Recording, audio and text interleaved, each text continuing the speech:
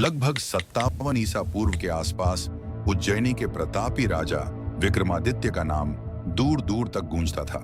कहा जाता है कि चैत्र मास की एक अमावस्या की रात लगभग 15 मार्च 556 ईसा पूर्व एक रहस्यमयी तांत्रिक साधु दरबार में आया। उसने राजा से कहा कि यदि उसकी साधना पूर्ण हो जाए तो राज्य सदैव सुरक्षित रहेगा।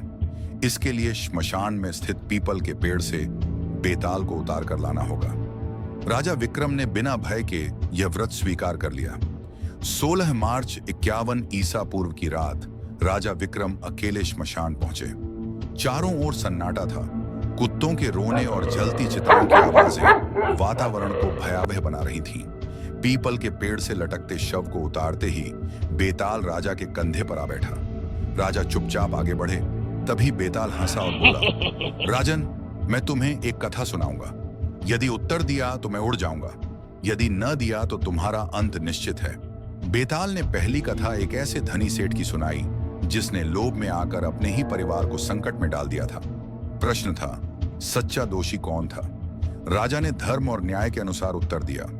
उत्तर सुनते ही उसी रात 16 मार्च 51 ईसा पूर्व को बेताल फिर से उड़कर पेड़ पर जा लटका। राजा बिना थके उसके पीछे लौट गए। 17 मार्च 51 ईसा पूर्व को दूसरी कथा सुनाई गई।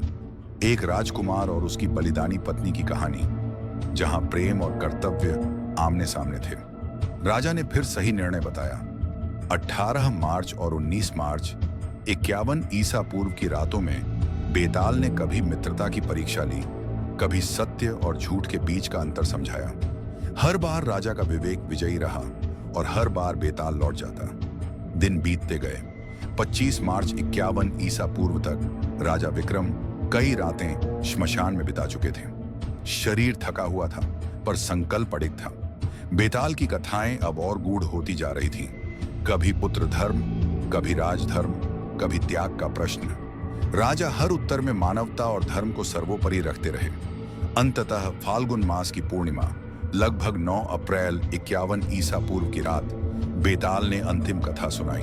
यह कथा ऐसी थी जिसमें उत्तर देना राजा की मृत्यु का कारण बन सकता था। राजा विक्रम ने सब समझते हुए मौन धारण कर लिया। पहली बार बेताल न हंसा, न उड़ा। उसने स्वीकार किया कि राजा ने मौन, संयम और बुद्धि से सबसे बड़ी विजय प्राप्त कर ली है। तभी बेताल ने 10 अप्रैल 51 ईसा पूर्व की भोर में राजा को सच्चाई बताई कि तांत्रिक साधु का उद्देश्य साधना नहीं, बल्कि राजा की बलि देना था। राजा विक्रम ने तुरंत बुद्धि से काम लिया और साधु को उसी यज्ञ में फंसा दिया। साधु का षड्यंत्र विफल हुआ और उज्जैनी एक बड़े अनर्थ से बच गई। विक्रम और बेताल की यह कथा केवल भय और रहस्य की कहानी नहीं, बल्कि यह सिखाती है कि सच्ची शक्ति तलवार में नहीं, विवेक में होती है। सदियों बाद लगभग 11वीं शताब्दी ईस्वी में इन कथाओं को बेताल पचीसी के रूप में लिपिबद्ध किया गया।